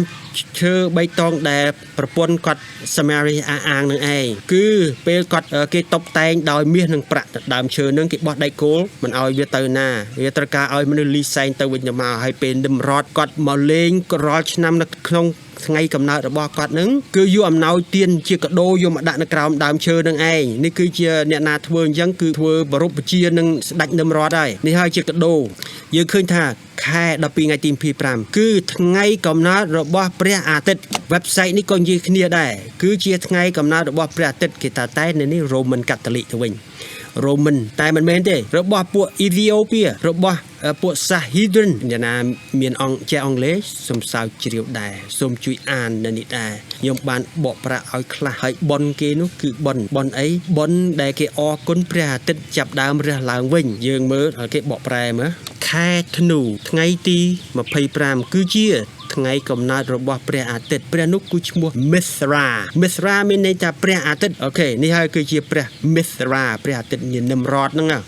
គេថ្វាយបង្គំគាត់រាល់តែឆ្នាំគេធ្វើរូបគាត់នៅគ្រប់ទីកន្លែងសូម្បីជានៅស្រុកឥណ្ឌាក៏គេនឹកចាំពីរឿងបុណ្យនឹងដែរព្រះវិហារកាតូលិកសាសនាសកលបានបញ្ចូលវិធីបុណ្យសាសព្រានចំនួន2ទៅក្នុងវិធីបុណ្យគ្រិស្តសាសនាដូច្នេះបុណ្យ2នោះគឺជាសត្វទុនាឡាយោលគល់អស់ហើយនឹងព្រះយេស៊ូវគេបូកសាសនា3នឹងចូលទៅក្នុងព្រះយេស៊ូវតែមួយវាគឺជាព្រះវិហារកាតូលិកដែលបានសម្រេចចិត្តថាថ្ងៃទី25ខែធ្នូគឺជាថ្ងៃដ៏ល្អសម្រាប់ពិធីបុណ្យគ្រិស្តមាសរបស់ពួកគេហើយពួកគេបានចាត់ទុកថាថ្ងៃកំណើតរបស់ព្រះយេស៊ូវគួរតែជាថ្ងៃតែមួយដែរនិកាយកាតូលិកជាសាសនាសកលគេសម្រេចចិត្តថាចុះបុណ្យខួបកំណើតរបស់ព្រះអាទិត្យព្រះព្រាននឹងហើយបុណ្យខួបកំណើតរបស់ព្រះយេស៊ូវដែលព្រះអង្គប្រសូតនៅក្នុងខែ4ជាខែចែកនឹងចេះយល់ល្អវានៅឆ្ងាយបញ្ចូលគ្នាមកខែ12ថ្ងៃទី25បញ្ចូលគ្នាមកពីព្រោះសាសនាកាតូលិកនិកាយកាតូលិកនេះគេជាព្រះគេចង់ធ្វើអីក៏បានគេចង់ដូរថ្ងៃកំណើតព្រះថ្ងៃណាក៏បានដែរស្រេចនឹងក្បាលវល់របស់គេម្ដងទៀតវាគឺជាព្រះវិហារសាសនាកាតូលិកដែលបានសម្រេចចិត្តថាថ្ងៃខែ12ថ្ងៃទី25ខែធ្នូនឹងគឺជាថ្ងៃនេះល្អណាស់សម្រាប់ធ្វើបុណ្យគ្រិស្តមាសជារបស់យើងហើយពួកគេក៏បានទុកចាត់ទុកថាថ្ងៃកំណើតរបស់ព្រះយេស៊ូវនិងថ្ងៃកំណើតរបស់ព្រះព្រាននឹងជាថ្ងៃតែមួយទេគឺខែ12ថ្ងៃទី25ខែធ្នូខែត្រជាក់ឥឡូវយើងរៀនពីរឿងបុណ្យសត្វធុនីឡាវិហារកាតូលិកបានបញ្ចូលកម្មវិធីសាសនាព្រានចំនួន2ទៅក្នុងបុណ្យសាសនាគ្រិស្តការបរិបពិធីបុណ្យមួយនោះឈ្មោះថាបុណ្យSaturn និងជាការបរិបពិធីរដូវរងានៃបុណ្យយោលមួយទៀតកម្មវិធីបុណ្យយោលនឹងបុណ្យរងា Culture យោហើយនិងបុណ្យ Saturn គេបញ្ចូលគ្នាទាំងពីរហ្នឹងអ្វីទៅជាបុណ្យសត្វធុនីឡាបុណ្យសត្វធុនីឡាគឺជាបុណ្យចូលខែគឺបុណ្យនឹងនៅក្នុងរំលងខែ12នឹងនៅគឺបុណ្យព្រះខែព្រះព្រានគាត់ជាព្រះអាទិត្យប្រពន្ធគាត់ Samaria ហ្នឹងគាត់ហៅគាត់ជាព្រះដែរព្រះ Samaria គឺជាព្រះខែដូច្នេះប្រពន្ធគាត់អំឡុងទោះជាស្ដេចនំរតនៅរស់ឡើយដែរគាត់មានកម្មវិធីរបស់គាត់មួយដែរព្រះព្រានគាត់មានកម្មវិធីរបស់គាត់ Samaria គាត់មានកម្មវិធីរបស់គាត់ដែរគឺជាព្រះខែគាត់ជាព្រះខែហើយព្រះខែនោះគឺថាឲ្យតែខែ12ខែធ្នូហ្នឹងគេនាំគ្នាស៊ីផឹកស្រវឹងជ្រុលហើយនាំគ្នាចូលទៅក្នុងបន្ទប់ហើយបិទភ្លើងហើយគេសវ៉ារកគ្នាទៅវិញទៅមកដើម្បីប្រឡប់ពុកបាក់បោកគ្នាទៅវិញទៅមកអ្នកណាសវ៉ាបានម្ដាយខ្លួនឯងគឺបានបុណ្យពីព្រោះ Samaria គាត់យកកូនគាត់ធ្វើជាប្តីដែរម្ដងទៀតបុណ្យសត្វធុនីឡាគឺជាបុណ្យមួយដែលគេអត់ប្រកាន់ពូជសាសឋានៈនៅក្នុងវាំងនៅក្នុងស្រុកគេគឺគេបុណ្យនោះគឺគេបុណ្យប្រឡូកពុកបាក់ជាមួយគ្នានៅក្នុងបន្ទប់គឺគេបិទភ្លើងចូលក្នុងបន្ទប់នឹងបិទភ្លើងតើនៅបាត់ដំបង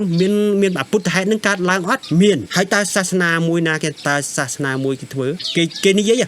សាសនាចាមបងប្អូនសាសនាចាមនិងសាសនាកាតូលិកជាបងប្អូនគ្នាទៅវិញទៅមកទេចាមបានយកសាសនានោះចេញពីប្រពន្ធគាត់ជាយាយជីកាតូលិកដូច្នេះលោក Prophet Muhammad គាត់មានប្រពន្ធមួយ20ឆ្នាំចាស់ជាងគាត់ទៀតជាយាយជីកាតូលិកហើយដូច្នេះសាសនាបានចូលទៅដល់សាសនាចាមនឹងដែរអ្នកណាមានពេលសូមសើជាពីរឿងសាសនាចាមបុណ្យសាសនាសត្វធុនីឡានឹងគឺបុណ្យផឹកស៊ីជ្រុលហើយគេចូលទៅក្នុងពហិរឬក្នុងបន្ទប់រាវរួគ្នាពេលបិទភ្លើងដូច្នេះគេលូគេរោគ្នាទោះគេអត់ប្រកាន់ជាកូនក៏ដោយចៅក៏ដោយឬក៏ជាអ្នកក៏ដោយអ្នកក្រីក្រអ្នកមានគេអ្នកក្រក៏ដោយឋានៈណាបនស័កយ៉ាងណាក៏ដោយគេអាចចូលក្នុងបន្ទប់ហ្នឹងហើយគេ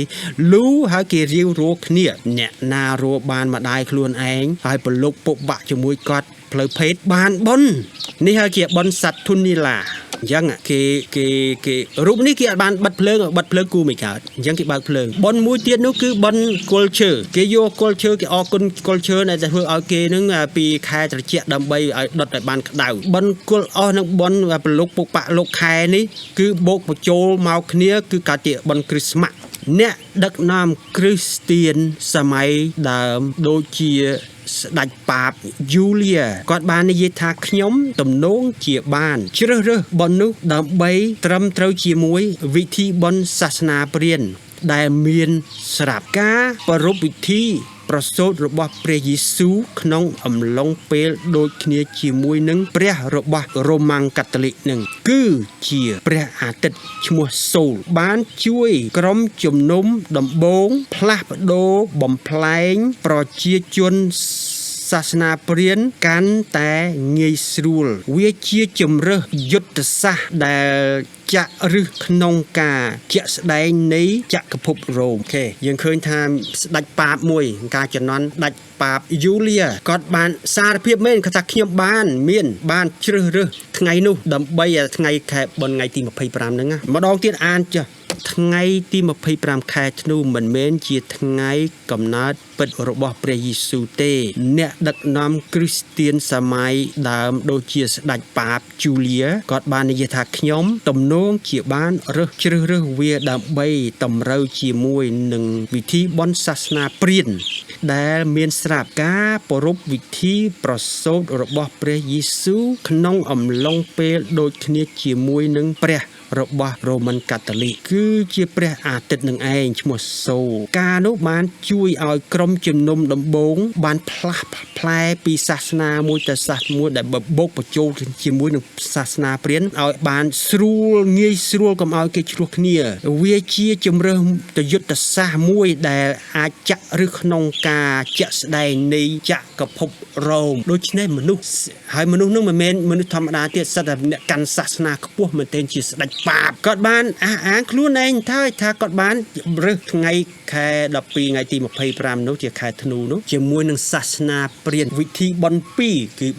បន់មួយនោះគឺបន់ចូលទៅក្នុងបន្ទប់លូស៊ីផឹកជ្រុលនោះប្រឡូកពុកបាក់ជាមួយគ្នាបូកគ្នាទៅវិញទៅមកនោះហើយជាបន់មួយទៀតអរគុណគុលអស់ដែលវាធ្វើឲ្យមានកម្ដៅនៅពេលខែត្រងាត្រជាក់នោះបន់នោះគឺគេយកមកបូកជាមួយបន់កំណើតព្រះយេស៊ូវខែ12ថ្ងៃទី25ហ្នឹងគេយកមកបូកគ្នាទៅហៅថាបន់នោះបន់គ្រីស្មាស់សម្រាប់ចក្រភពរ៉ូមដូច្នេះបន់នេះមិនមែនមកពីព្រះមកពីមនុស្សទេហើយមនុស្សនោះមិនមែនធម្មតាទេសិតតែស្ដេចប៉ាបជាមេសាសនាយើងឃើញថា Samaria បើយើងរៀនសូត្រគឺថាគាត់បូជាបន់គ្រីស្មាស់មានកដោច្រើននឹងឯងហើយ Samaria គាត់ប្តីគាត់ជាព្រះអាទិត្យហើយចំពោះគាត់ជាព្រះខែហេតុនេះហើយបានពេលព្រះខែមកដល់ចូលមកគាត់បិទភ្លើងរាវរួលគ្នានឹងឯងយើងមើលរូបនេះគឺឃើញហើយគឺព្រះខែព្រះច័ន្ទនឹងឯងមើលកន្លែងនេះយ៉ាងនិយាយមិនខ្មែរហ្នឹងហើយគឺគេក៏ក្រាន់និយាយប្រាប់ថាបនគ្រីស្មាស់ហ្នឹងគឺបនផឹកស៊ីជ្រុលហើយមានការរួមភេទជាមួយគ្នាជាថាពណ៌បនយោលឥឡូវរឿងបនយោលបនគល់អស់ហ្នឹងគេធ្វើជាបនមួយដ៏អាឡារឹកមែនទែនគេអរគុណដើគល់ឈើហ្នឹងការគេពេលនៅត្រជាក់គឺបនហ្នឹងគល់អស់ហ្នឹងធ្វើឲ្យគេមានកម្ដៅដូច្នេះដោយសារត្រជាក់ពេកដោយសហនៅស្រុកអឺរ៉ុបវាត្រជាក់មែនដើមឈើគឺអត់មានពលឺអត់មានពលឺក៏ងាប់ទៅស្លឹកឈើរុះអស់លេងនៅសល់តែដើមឈើបៃតងឯងដែលជាដើមឈើដែលនៅសល់ដែលមានស្លឹកពើបៃតងហ្នឹងដូច្នេះគឺគេយកបន2បញ្ចូលជាមួយបនកំណត់ព្រះយេស៊ូវខែ12ថ្ងៃទី25ហ្នឹងមិនមែនគឺពិតគឺប្រកាសព្រះយេស៊ូវព្រះអង្គប្រសូតនៅក្នុងខែចែកចូលឆ្នាំខែក្តៅខែដែលកូនជាមកើតកូននៅឯវាលស្រែគឺខែ4ហ្នឹងឯងហើយព្រះយេស៊ូវព្រះអង្គប្រសូតថ្ងៃហ្នឹងខែហ្នឹងបនរំលងហ្នឹងហើយព្រះអង្គក៏សគត់នៅបននឹងខែនឹងដែរហើយក៏រស់ឡើងវិញនៅចិត្តបននឹងដែរឥឡូវយើងមើលតទៅទៀតកុំឲ្យបណ្ដែតបណ្ដោយតាមសេចក្តីបង្រៀននឹងគោលលទ្ធិប្លែកឡើយអូខេអ្វីទៅមានមនុស្សជាច្រើននឹងទៅតាមផ្លូវហិនវិនិច្ឆ័យរបស់គេដោយគេខំរកហេតុនិងនិយាយការអាក្រក់អំពីផ្លូវនៃសេចក្តីពិតចោលចេញហ ហើយដោយគេមានចិត្តលោពោលពាក្យបច្ឆោតคล้ายៗនោះគេនឹងធ្វើទំនិញឲ្យបានចំណេញពីអ្នករាល់គ្នាតែការជំនុំជម្រះរបស់ពួកគេឥឡូវនេះមិននៅយូរអង្វែងទេហើយការផ្ដន់ទាទោសរបស់គេក៏មិននៅដេកលក់ជាប់យូរដែរអ្វីដែលយើងនិយាយតោះថាបុណ្យគ្រីស្មាស់នេះជាបុណ្យខុសឆ្គងមនុស្សជាច្រើនគេអត់ស្ដាប់ទេគេនឹងទៅធ្វើបុណ្យចូលគោរពវិធីនឹងទៀតហើយបុណ្យវិធីនោះគឺជាបុណ្យហិនវិនាសដល់គេនឹងឯងដោយគេចេះតែខំរកហេតុនិយាយអូបុណ្យនោះជាបុណ្យនៃសេចក្តីស្រឡាញ់គឺបុណ្យជាគេរកថាអូបុណ្យយើងផ្សាយដំណឹងល្អទោះជារឿងនឹងពិតក៏ដោយយើងផ្សាយដំណឹងល្អខែ12ថ្ងៃទី25គឺផ្សាយដំណឹងល្អពីព្រះយេស៊ូវគេខំរកផ្លូវឃើញហេតុអញ្ចឹងឯងធ្វើមិនក៏ដោយឲ្យលើកអាផ្លូវសេចក្តីពិតនឹងចោលចេញផ្លូវពិតនោះគឺខែ4ក្នុងខែ4លោកម៉ូសេគាត់យកជាមកខួបកាលឆ្នាំមុនវាកើតឥឡូវនេះវាបានមួយឆ្នាំហើយចាប់យកមកទុកតាំងពីខែ4ថ្ងៃទី10ដល់ខែ4ថ្ងៃទី15ក៏បានសម្លាប់នឹងកូនឈាមនឹងហើយយកឈាមទៅប្រឡាក់នៅគ្រប់ទ្វារហ្នឹងហើយគឺជាបុណ្យរំលងដូច្នេះបុណ្យរំលងគឺជាបុណ្យដែលឈាមកើតកូននៅឯស្រែហើយឈាមដែលលោកម៉ូសេយកមកនោះគឺមកខួបហើយដូច្នេះកូនឈាមនឹងកើតឆ្នាំមុនដូច្នេះមិនមែនខែ12ថ្ងៃទី25ខែរងាទេហើយដូច្នេះគេខំនិយាយអូបុណ្យនឹងព្រះយេស៊ូវមានកំណើតទោះជាព្រះយេស៊ូវមិនកើតខែនឹងក៏ដោយយើងកុំឆ្លោះគ្នាយើងយកបុណ្យនឹងធ្វើជាថ្ងៃផ្សាយដំណឹងល្អពីព្រះយេស៊ូវដល់ប្រជាពលរដ្ឋខ្មែរយើងគេលើកសេចក្តីពិតប្រកបប្រជានឹងយកចោលចេញបញ្ចូលនឹងសេចក្តីភូតភរទៅវិញដោយក្នុងចិត្តគេអីគេលោភលន់ពេលគេពោលពាក្យបញ្ឆោតคล้ายៗនោះគេកំពុងតែធ្វើទំនិញអីទៅបុណ្យគ្រីស្មាស់គេទិញកាដូគេទៅផ្សារទិញកាដូទិញអំណោយទាននៅទីផ្សារគេចោះតម្លៃអូបុណ្យគ្រីស្មាស់ម្ដងគេចោះតម្លៃគេលក់អ្វីនេះគេលក់អ្វីនោះគេលក់ចោះកៅអៅអូទោះជាមិនចោះក៏ដោយក៏គេថាចោះដែរមិនត្រឹមរបស់ទាំងអស់របស់កុំជឿទឿគ្រឿងភ្លេងគ្រឿងអីខែគ្រីស្មាស់នឹងគេបញ្ចោះតម្លៃហើយទោះជាមិនជឿព្រះយេស៊ូវក៏ដោយគឺគេនៅផ្ទះផឹកស៊ីដែរនៅស្រុកខ្មែរនេះអូខែ12ថ្ងៃទី25នឹងចាក់លេងបឹងឆ្នាំមុនតែឆ្នាំនេះខែ12ថ្ងៃទី25អត់មានណាហ៊ានចាក់ពីព្រោះព្រមប្រទល់ខ្មែរថៃកំពុងតែផ្ទុះហើយស្ងាត់ជ្រាបថ្ងៃបុណ្យថ្ងៃទី25នោះហើយខ្ញុំក៏បានអធិប្បាយដោយស្រួលមានតែកងានដែលរំខានខ្ញុំក៏មិនតែបុណ្យគ្រីស្មាស់នៅឆ្នាំមុនគឺដឹងនៅវាលកណ្ដាលវាស្រែទេតែដូចនៅរាំងកាសានៅទីក្រុងញូវយ៉កណាមួយនោះគេចាក់ភ្លេងដឹងនៅស្រុកខ្មែរគេធ្វើបុណ្យគ្រីស្មាស់ជាងនៅអាមេរិកផងចូលប្រយ័ត្នក្រែងអ្នកណាបង្ខូចបំផ្លាញអ្នកតាមរយៈទស្សនិកវិជ្ជានិងពាក្យបញ្ឆោតដែលមិនត្រឹមត្រូវតាមសន្តាប់បុរាណរបស់មនុស្សតាមឫសគល់ដើមនៅលោកីយ៍នោះហើយមិនមែនតាមព្រះគ្រីស្ទព្រះវិញ្ញាណបរិសុទ្ធឲ្យយើងប្រយ័ត្នក្រែងអ្នកណាមួយបង្ខូចបំផ្លាញគឺកុហកយើងពីរឿងបុណ្យគ្រីស្មាស់នឹងគេយួរអីណាតាមរយៈទស្សនាវិជ្ជាអីណានិមរតព្រះព្រំឬក៏ដើមឈើបៃតងណាជានិមិត្តជីវិតអស់កាលជានិច្ចណាមកបោកប្រាស់យើងគេថាបុណ្យនោះស្អីណាតាមសន្តាប់ធ្នាប់បុរាណរបស់មនុស្សនិមរតពីចំនួនលោកនិមរតស្ដេចព្រះព្រាននោះគេជីកឬគេជីកគល់ពីដើមឲ្យមកនិយាយហើយបុណ្យទាំងអស់នោះមិនមែនបុណ្យពីរឿងព្រះយេស៊ូវផងនឹងគេខំមែនទែនគេបឆោតយើងដូច្នេះកុំឲ្យបណ្ដែតបណ្ដោយតាមសេចក្តីបង្រៀននឹងគោលលទ្ធិប្លែកឡើយត្បិតគួរឲ្យចិត្តបានតាំងនៅខ្ជាប់ខ្ជួនដោយប្រគុណមិនមែនដោយចំណីអាហារនៅបុណ្យគ្រីស្មាស់វិធីបុណ្យ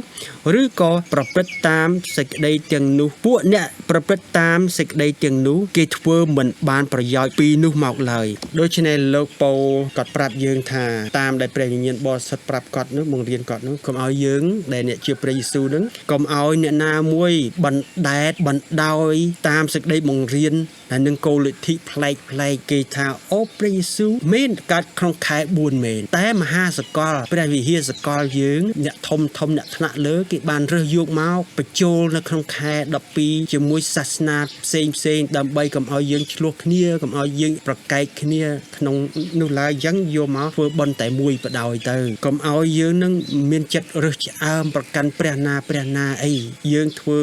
នេះក្នុងជាសេចក្តីស្រឡាញ់ទេយើងធ្វើវិធីនេះយើងស្រឡាញ់គ្នាទៅវិញទៅមកហ្នឹងហើយគេបញ្ចូលសេចក្តីនឹងនិយាយមកបរោះមែនតេននេះគឺជាអ្នកដឹកនាំសាសនាយេស៊ូវហើយហ្នឹងម្ដងទៀតកុំឲ្យ បណ្ដែតបណ្ដោយតាមសេចក្តីបង្រៀននិងគោលលទ្ធិប្លែកៗឡើយត្បិតគួរឲ្យមានចិត្តខ្ជាប់ខ្ជួននឹងព្រះគ្រីស្ទហើយនឹងព្រះគុណពីព្រោះអ្នកដែលប្រព្រឹត្តបុណ្យទាំងប្រមាណនឹងដែលគេបង្កើតថ្មីមកបញ្ចូលគ្នាទៅវិញទៅមកនោះគឺសេចក្តីទាំងនោះដែលគេធ្វើអស់លុយប្រមាណនោះគឺมันបានប្រយោជន៍ទេកុំឲ្យច្រឡំឡើយការទំនាក់ទំនងជាមួយនឹងមនុស្សអាក្រក់ដែលគេបញ្ចូលបុណ្យនោះណាកុំឲ្យច្រឡំក្នុងការដែលទំនាក់ទំនងជាមួយនឹងមនុស្សអាក្រក់តែងនឹងបង្ខូចកិរិយាល្អចូលភ្ញាក់ខ្លួនឡើងខាងសេចក្តីសុចរិតវិញកុំឲ្យធ្វើបាបឡើយត្បិតអ្នករាល់គ្នាខ្លះមិនមានចំណេះចេះដឹងពីព្រះទេខ្ញុំនិយាយដូច្នេះគឺដើម្បីឲ្យអ្នករាល់គ្នាមានសេចក្តីខ្មាស់លោកប៉ូលក៏ប្រាប់យើងហើយកុំឲ្យយើងច្រឡំហើយកុំឲ្យយើងតែតាក់ទងចោះចូលហើយនឹងចូលកម្មវិធីជាមួយមនុស្សនឹងពួកគេជាមនុស្សអាក្រក់ទេពួកគេក៏បង្ខូចបំផ្លាញគេអាយ៉ាល្អរបស់ព្រះចូលឲ្យយើងទាំងអស់គ្នានឹងភ្ញាក់ខ្លួនឡើងខាងឯព្រះវិញជាសេចក្តីសុចរិតកុំឲ្យយើងធ្វើបាបបើព្រោះចូលបុណ្យទាំងអស់នឹងចូលរួមកម្មវិធីទាំងអស់នឹងជាអំពើបាបទេបើយើងធ្វើអញ្ចឹងយើងកំពុងតែប្រឆាំងនឹងព្រះគ្រីស្ទហើយត្បិតមិនមែនយើងរាល់គ្នាទាំងអស់នេះមានចំណេះចេះដឹងពីព្រះទេមិនមែនទាំងអស់គ្នាដឹងទេចូលភ្ញាក់ខ្លួនឡើងត្បិតអ្នករាល់គ្នាខ្លះមិនមានចំណេះចេះដឹងមកពីព្រះទេខ្ញុំនិយាយដូច្នេះដើម្បីឲ្យអ្នករាល់គ្នាមានសេចក្តីខ្មាស់ហ្នឹងហើយវាប៉ះទាំងកិច្ចហើយតែគួរខ្មាស់ឡើងខ្មាស់ហ្នឹងមិនមែនខ្មាស់ហើយទៅជាប្រមាថមើងងាយគេទេពេលយើងខ្មាស់ហ្នឹងគឺយើងរកសេចក្តីពិតវិញអាហ្នឹងបានត្រឹមត្រូវអញ្ចឹងកុំចូលរួមទៀតបនអីហ្នឹងដែលគេធ្វើហ្នឹងឲ្យពួកមនុស្សក្បាលរឹងដែលមានចិត្តមានត្រចៀកមិនកាត់ស្បែកអើយអ្នករាល់គ្នាចេះតែតោះទទឹងនឹងព្រះវិញ្ញាណបរិសុទ្ធជាដរាបពួកអាយកោអ្នករាល់គ្នាយ៉ាងណានោះអ្នករាល់គ្នាក៏បែបយ៉ាងនោះដែរដូច្នេះបងប្អូនបើសិនជាយើងមានចិត្តមានក្បាលរឹងហើយនឹងត្រចៀកយើងមិនចេះកាត់ស្បែកហើយបើសិនចេះតែតោះទទឹងនឹងព្រះវិញ្ញាណបរិសុទ្ធដែលព្រះបញ្ជូនមកតាមរយៈអ្នកបម្រើព្រះអង្គរាល់តែដងចឹងគាត់ថាពួកអាយកោយើងដែលពួកប៊ីបុរាណយើងវាយ៉ាងម៉េចឥឡូវនេះយើងក៏ធ្វើដូចគ្នាដែរអញ្ចឹងកុំឲ្យយើងធ្វើតាមដូនតាយើងកងម៉ាយើងពីព្រោះគាត់មើលទៅដូចនាំយើងទៅធ្វើបុណ្យគ្រីស្មាស់វិញហើយដោយអត់ដឹងខ្លួនចេះតែតោះទទឹងនឹងព្រះវិញ្ញាណបរិសុទ្ធអ្នករាល់គ្នាជាអ្នកដែលទទួលក្រឹតវិន័យដោយអកប្បកិរិយារបស់ពួកទេវតាមកតែមិនបានកាន់តាមសោះពួកចក្រភពរ៉ូមដែលបានទៅដុតវិហាររបស់ព្រះនៅ South Africa Kalahari Desert ដុតយកមាសទាំងអស់ហើយប្រមូលទ្រព្យសម្បត្តិទាំងប្រមាណអត់ដឹងថាហឹបសញ្ញាបានយកអត់ទេក៏ប៉ុន្តែបទគម្ពីរព្រះគម្ពីរសៀវភៅទាំងប្រមាណដែលពួកសាវកសេសេទុកនៅក្នុងព្រះវិហាររបស់ព្រះវរបិតាយើងដែលស្ដេចសូឡូមុនធ្វើហ្នឹងតាមរយៈពួកទេវតាគឺបញ្ចូលមកឲ្យពួកតាមរ៉ូម៉ាំងកាតូលិកហ្នឹងឯងពួកចក្រភពរ៉ូមនោះយកមកស្រុកអ៊ីតាលីទីក្រុង Vatican ហើយគេបានចាក់សោនៅហ្នឹងហើយតើហ៊ានអ្នកណាហ៊ានទៅលួចដូចលោក William Tyndale ហ៊ានទៅលួចយកមកបកប្រែជាភាសាអង់គ្លេសគេដុតគាត់ទាំងរស់គឺពួកគេអត់កាន់តាមទេពួកកាតូលិកហ្នឹងពួកកាតូលិកនឹងបានទទួលក្រឹតវិន័យជាគម្ពីរតាមពួកទេវតាដែលនាំមកជាមួយនឹងក៏ប៉ុន្តែពួកគេ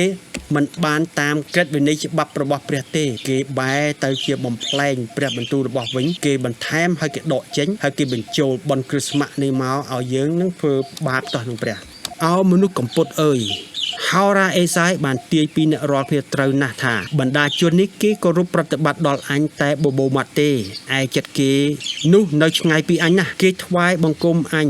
ជាអាសាឥតប្រយោជន៍ទេពីព្រោះគេបង្រៀនសេចក្តីដែលជាបញ្ញត្តិរបស់មនុស្សវិញព្រះយេស៊ូវមានបន្ទូលថាទៅពួកអាចារ្យផារីស៊ីនៃមនុស្សកំពត់ហោរាអេសាយបានទាយត្រូវណាស់ពីពួកអ្នកឯងរាល់គ្នាហ្នឹងគឺថាបណ្ដាជនរបស់ព្រះដែលគេថាគេជាព្រះហ្នឹងគេប្រព្រឹត្តប្រតិបត្តិដល់ព្រះតែបបោមាត់ទេតែចិត្តគេនៅឆ្ងាយពីព្រះណាគេថ្វាយបង្គំព្រះរាល់តែថ្ងៃហ្នឹងជាអាសាឥតការអត់ប្រយោជន៍ទេពីព្រោះអ្វីពីព្រោះគេបង្រៀនសេចក្តីអ្វីដែលជាបញ្ញត្តិរបស់មនុស្សហើយមិនមែនមកពីព្រះវិញគេបង្ហាត់ពីច្បាប់ពីមនុស្សទេមិនមែនជាច្បាប់ព្រះឲ្យមកមនុស្សពួកនឹងជាមនុស្សកំពត់ថាខ្លួនជាព្រះតាមពិតអត់ជឿព្រះផងត្បិតមនុស្សបែបនេះជាសាវកខ្លែងខ្លាយជាអ្នកឆោបោកដែលខ្លែងខ្លួនធ្វើជាសាវកនៃព្រះគ្រីស្ទទេហើយ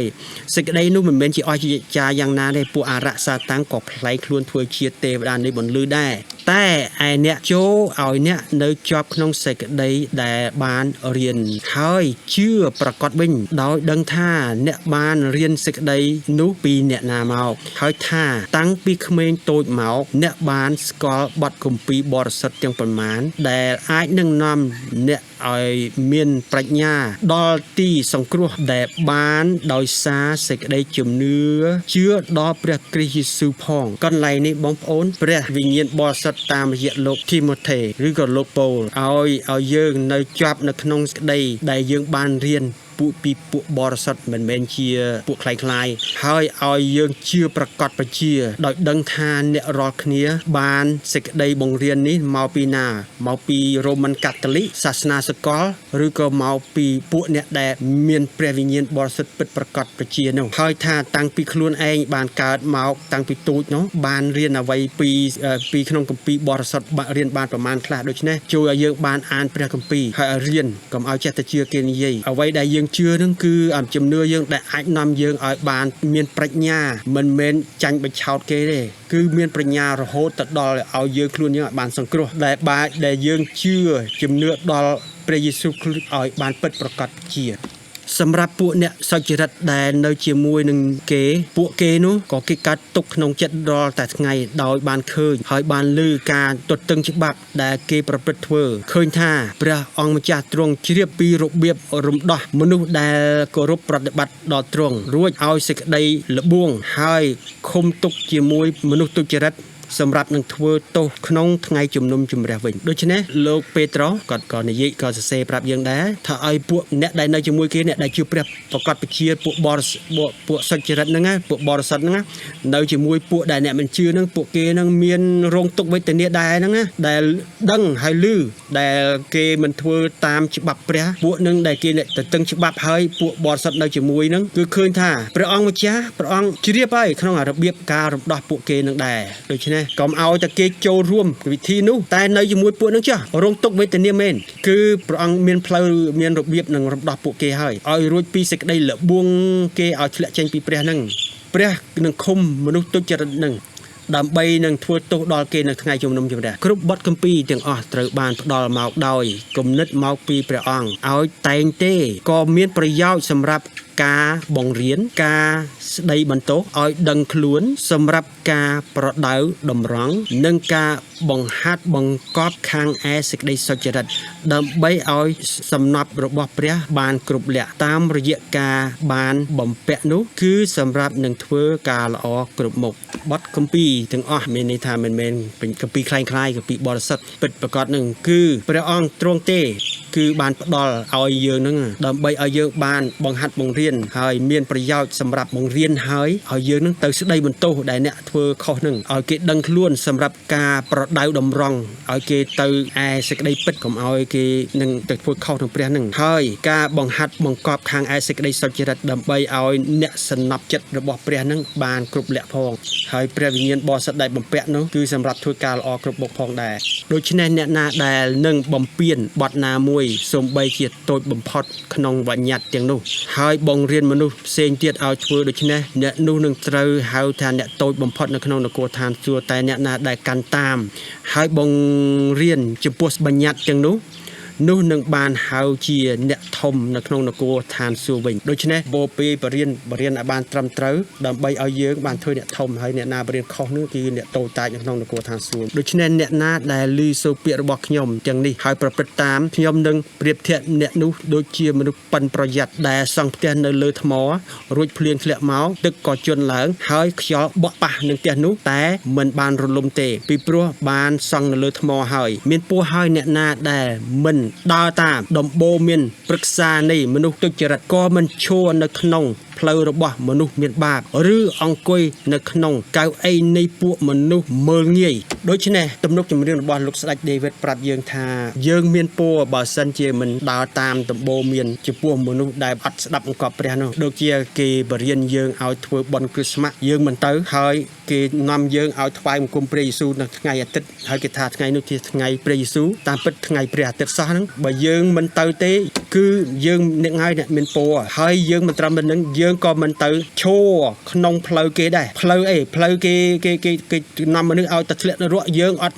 មានទៅឈរនៅចិត្តគេឬក៏ទៅប្រកបជាមួយគេដែរព្រោះពួកគេជាមនុស្សមានបាបទេឬគឺយើងទៅព្រះវិហាររបស់គេទៅអង្គុយនៅកៅអីទៅរៀនព្រះបន្ទូលព្រះនៅថ្ងៃអាទិត្យថ្ងៃព្រះអាទិត្យឬក៏ធ្វើបុណ្យគ្រីស្មាស់គឺពួកនឹងប្រមាថមើលងាយព្រះទេដែលគេបំផន់ថ្ងៃព្រះកំណើតរបស់ព្រះយេស៊ូវពិតប្រាកដទៅជាថ្ងៃខែ12ថ្ងៃទី25នោះវិញដូច្នេះកុំឲ្យទៅឈរទៅអង្គុយឬទៅក៏ប្រកបនៅក្នុង